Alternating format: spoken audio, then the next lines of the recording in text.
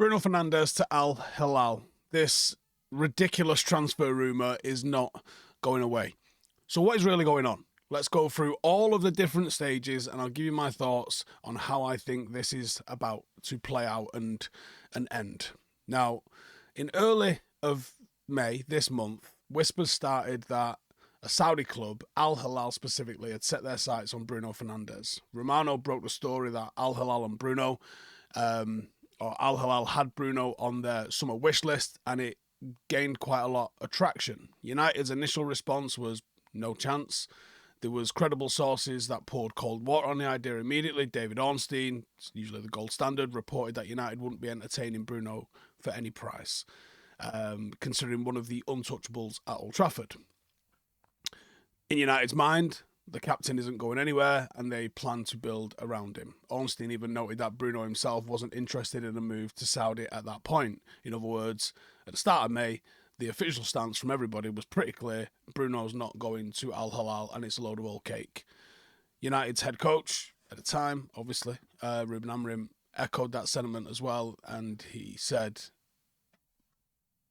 he understood why a top player like Bruno was attracting the big money interest, but he was adamant that we want to keep him. He's a leader, he's a captain, he's one of the top players in the world. From the get-go, United's message was pretty clear. Nice one, no thanks. But then the speculation didn't stop. Why was there even a discussion? Context is key. United are coming on the back of a disastrous season. We've finished with no silverware. We've finished with no European football. It's truly one of the worst in decades. We finished a record low 15th in the Premier League. We lose the Europa League final, missing out on Champions League football. That brings a £100 million, which might be quite key, sized hole in the club's finances. United have got cash flow troubles. We've got potential PSR troubles if we don't actually sell anyone. We've breached the allowed amount of losses over the last 3 years. Now, Amorim was brought in to start a new era. It was obvious that the squad was going to need a massive overhaul. Reports emerged that United hoped to raise about 150 million by selling off some of the players in the summer. Players like Alejandro Garnacho being rumoured to be worth somewhere in the region of 50 or 60 million. There was some talk that Kobe Mainoo could be sold. There's a lot of players that have been touted, but there's not a lot have been linked with moves. Marcus Rashford has come out today basically saying he only wants to move to a Champions League club. I wonder who that's going to be. And then you've got the spectre of financial fair play and the budget constraints looming right over our heads. The club might have to make some tough decisions on player sales. But nobody expects the club captain's name to be on the table. He's the one that's dragged the team through the mud this year. He's the literal player of the year for us. 19 goals, 19 assists in all competitions. Single-handedly created something out of nothing. Time and time again, United are flat and lifeless, and Bruno produces a moment of ridiculous inspiration.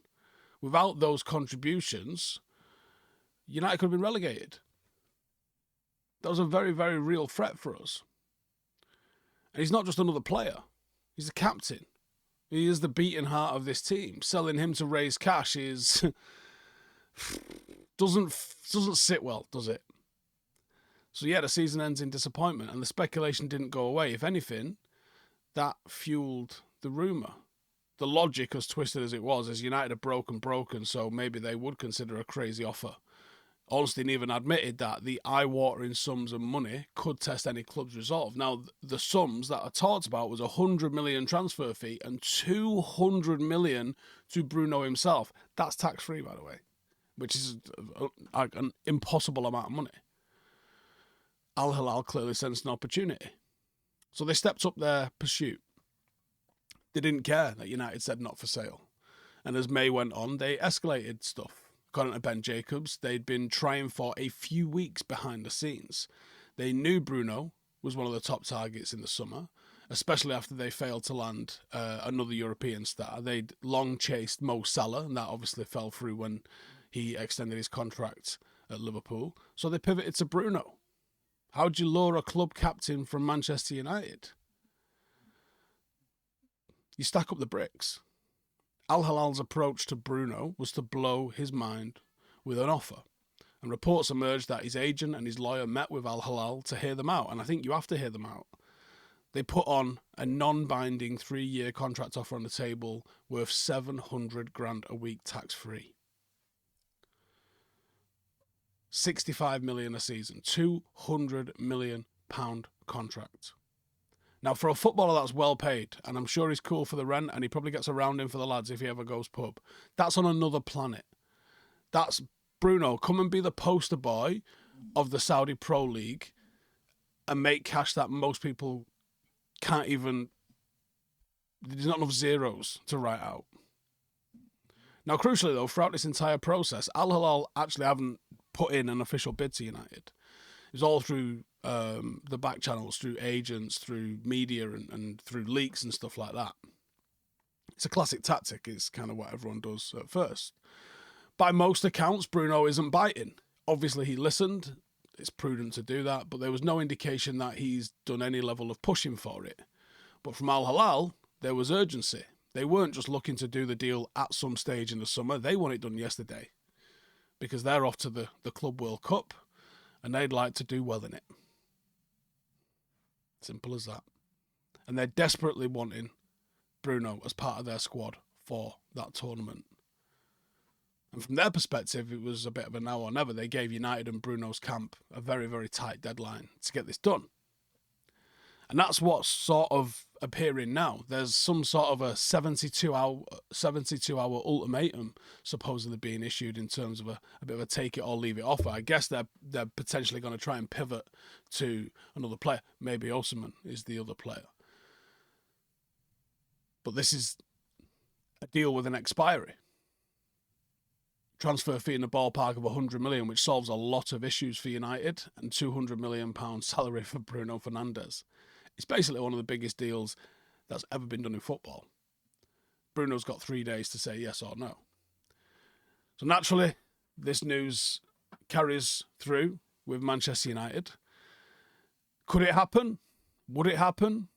Would United's owners be tempted to listen to an offer of that? I think it's entirely plausible that United could sell him. And I actually think that this one is entirely down to what Bruno Fernandes wants to do. If he goes, do you know what? Yeah, go on then. I think the deal happens. If he's not interested, I don't think the club force him to go. I think it's just entirely up to him. Now, after the season we've just had, the idea of selling Bruno Fernandes, the one guy that actually turned up most of the time for us last season, felt like another kick in the bollocks. As usual, socials went into meltdown. And fans, even though this report has come out, and I saw the one that came out this morning with the graphic of Bruno in the Al-Hilal shirt, someone saying he thinks it's going to happen. The urgent tweet claiming Bruno was very close to moving to Al-Hilal. Now that tweet blew up. Over 1 million views in a couple of hours. United's fans kind of lost its mind.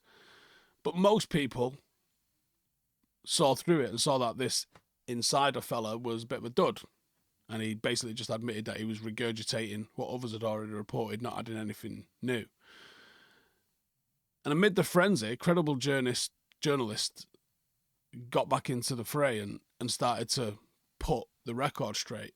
Ben Jacobs reiterated that despite all the noise, United had not received any official bid for Bruno at that point and still had zero intention of selling him.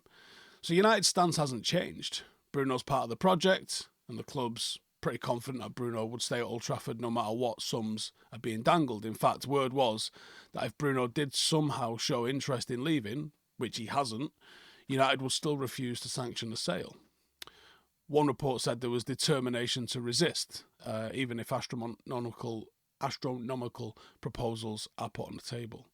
In other words, he's not for sale. The message from United seemingly hasn't changed, but I think that's just a good tactic to have. United don't want to encourage the idea that you'll sell because you get a lower price if you do there anyway. Now, Thursday, tomorrow, is the supposed deadline.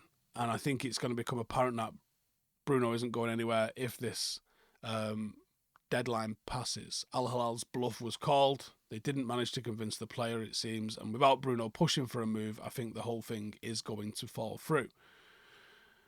And throughout this, Bruno's handled himself quite professionally. He's never once hinted that he wants out. There was the interview which sort of said, it could be read either way, where he was like, unless they want to sell me, I'm here. You can read that both ways, but, either way, there was no sulking, no fishing for a move, nothing of that kind of sort. He did go out of his way to reaffirm his commitment to the club. And that's where I think there was a little bit of a, hang on, what does that mean? I'll be here until the club tells me it's time to go. But if United are saying they're not going to sell him, and he's saying, I'm here till they tell me it's time to go, I guess that's that, isn't it? I guess Bruno's being brutally honest. The decision wasn't his, and if it is, he's staying, and if it's not, then obviously he will move. But it certainly doesn't sound like a man that's trying to hide the exit. It sounds like a man who's got unfinished business at United. And I think you can also read into Bruno's body language all season, and especially in the final games and the final game. He plays with his heart on his sleeve, sometimes to people's annoyance. But there was no indication this is a guy that had mentally checked out, that was planning a departure, that was saying goodbye. If anything, he looked as frustrated and hurt by how the season has ended as any fan. And he doesn't strike me as someone that's tempted for a payday in Riyadh. Come that final home match, he was applauding the fans, he's rallying his teammates, he's doing all of the stuff that Bruno does all the time. This is a guy doing what he's done the entire time he's been at United. The Saudi saga hasn't changed that. And sure enough, seems like he stayed true to his word.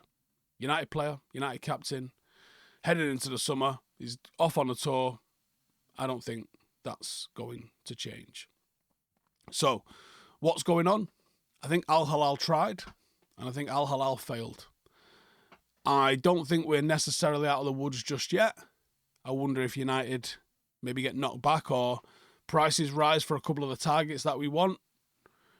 It could still happen, but I think it's in the very unlikely column, and it's extremely likely Bruno Fernandes will stick around. That's my thoughts on the entire sort of situation. Please let me know yours in the comments below. And as a United fan, would you cash in on Bruno? Because how do you replace what we would be selling? See you in a bit.